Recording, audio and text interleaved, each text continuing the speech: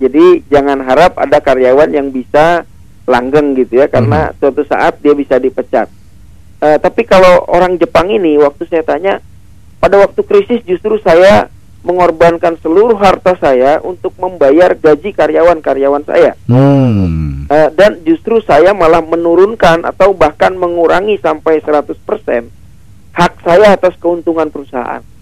Jadi saya harus tutupi kebutuhan mereka dulu, sampai kemudian krisis ini kan seperti roda gitu ya. Ada kalanya dia di bawah, ada kalanya dia di atas. Pada waktu orang krisis, dia membela banyak orang, tapi pada waktu krisis sudah lewat, ekonomi sudah mulai menanjak, dia pernah dapat masalah. Jadi pabriknya mau dibakar karena satu kesalahan pencemaran gitu ya. Tapi kemudian justru yang menolong dia bukan pemerintah, tapi justru karyawan dia yang membuat benteng hidup di sekeliling pabrik. Jadi mereka menginginkan jangan hancurkan karena orang ini orang baik gitu ya. Jadi dia akan bertanggung jawab. Jadi dia tidak perlu tampil ke muka untuk bela diri, orang-orang yang ada di sekeliling dia itulah yang membela dia. Begitu. Ya, jadi intinya adalah memikirkan long term, jangka panjang, bukan short term, jangka pendek, begitu Pak? Betul. Nah, menempatkan hati di atas otak, kira-kira untuk bidang apa saja ini? Tadi bidang sosial, kemudian juga perdagangan, bisnis pun juga, bidang-bidang lain mungkin juga bisa ada ini. Saya kira dalam hal pendidikan juga kita harus lakukan itu. Jadi saya pikir dalam segala hal kita memang harus menempatkan. Kalau ada kita ketemu dengan prioritas gitu ya. Kalau misalnya kita ketemu dengan masalah, maka yang harus kita tempatkan adalah hati di atas otak, bukan otak di atas hati. Karena otak di atas hati itu hanya penyelesaian atau solusi-solusi jangka pendek. Tapi kalau kita gunakan nurani, kita gunakan hati di atas otak, maka itu adalah penyelesaian yang solusi-solusi yang sifatnya lebih kepada jangka panjang. Jadi memang di setiap termasuk pendidikan anak misalnya ya. Jadi mulailah sejak sekarang didik anak-anak kita untuk kalau ada pengemis jangan disuruh diusir gitu ya. Tapi berikan dia supaya apa? Dia punya rasa sosial yang cukup tinggi pada masyarakat di sekitarnya.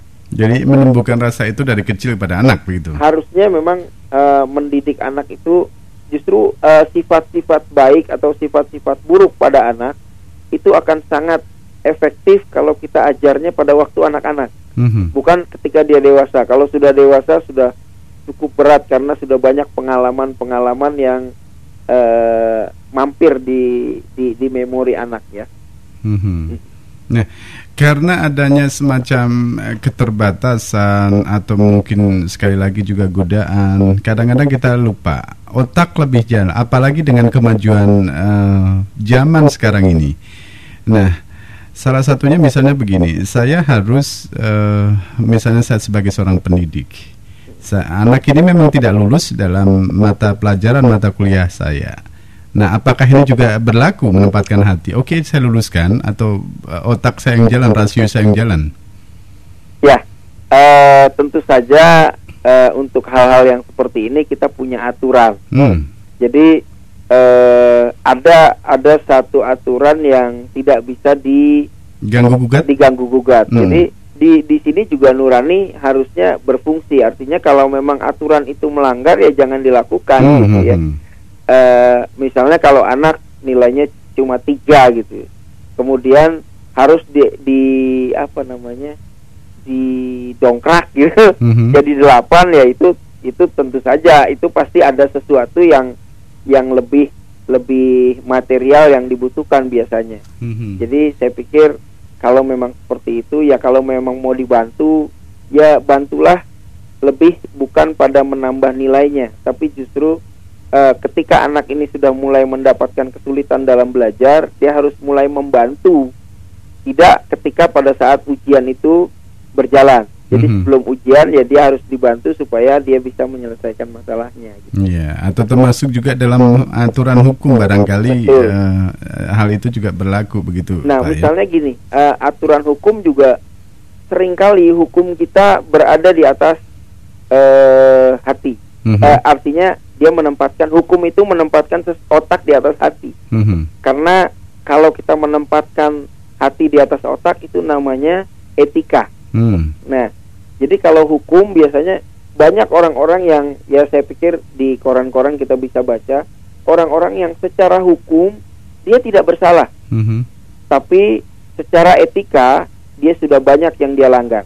Etika-etika dalam masyarakat banyak yang dia langgar, walaupun secara hukum dia tidak bisa dipersalahkan. Jadi biasanya orang-orang yang melanggar etika biasa mendapatkan nilai atau posisi yang sangat rendah di masyarakat. Iya. Baik, Pak Zainal Abidin, kita harus break lagi. Namun nanti masih ada satu sesi lagi. Kira-kira ya rangkuman atau resume apa yang bisa kita dapatkan dari penjelasan dari Pak Zainal pagi ini, Pak, ya? Oke. Baik, Profesor Muda, kita harus break sejenak di Mutiara Pagi hari ini yang merupakan hasil kerjasama Trija Network dengan Institut Kemandirian. Anda jangan kemana-mana, setelah ini kami akan kembali lagi. Mutiara Pagi, The Power of Life akan kembali sesaat lagi.